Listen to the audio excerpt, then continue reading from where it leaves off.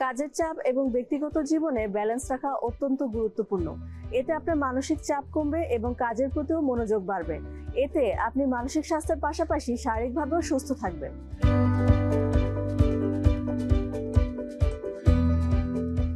In-house কোনো হয়তো councillor রাখা যেতে পারে, কোনো একজন সাইকোলজিস্ট রাখা যেতে পারে, যিনি হয়তো ইনহাউস মানসিক স্বাস্থ্য রিলেটেড যে কোনো সমস্যা হলে, কজ প্রযুক্তি রিলেটেড কাজকর্ম যেখানে হয় বা হচ্ছে কর্পোরেট হাউসগুলোতে, এখানে আসলে মানসিক স্বাস্থ্য নিয়ে অনেকটা বড় প্রেশার আসলে আসে, অনেক বেশি মেন্টাল প্রেশার আসে, যেটার কারণে নারীদের ক্ষেত্রে মানসিক স্বাস্থ্যটাকে মেনটেন করা টাফ হয়ে যায়।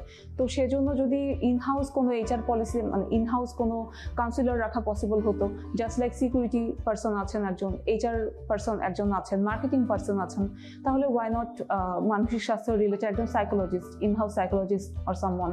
প্লাস হচ্ছে আপনার যদি মেডিকেল পলিসিতে এটা ইনক্লুড করা পসিবল হতো, তাহলে হয়তো কোম্পানিগুলো আরো বেটার সেবা দিতে পারতো এন্ড সেবা পেতে পারতো।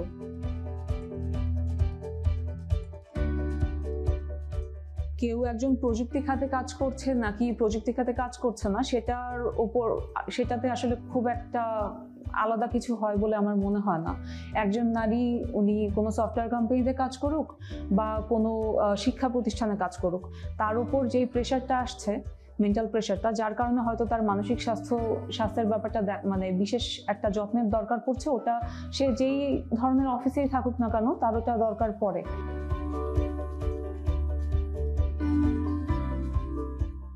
আমরা গ্রামে দেখেছি বা এখনো আমাদের মা খালাদের কাছে দেখি যে আচ্ছা মন খারাপ হয়েছে বা সংসারে কোনো ঝামেলা, কোনো কারণে হয়তো আমার মায়ের হচ্ছে 1 সপ্তাহ 2 সপ্তাহ ধরে খাইতে ইচ্ছা করছে না, কোনো কিছু খেতে ইচ্ছা করতেছে না।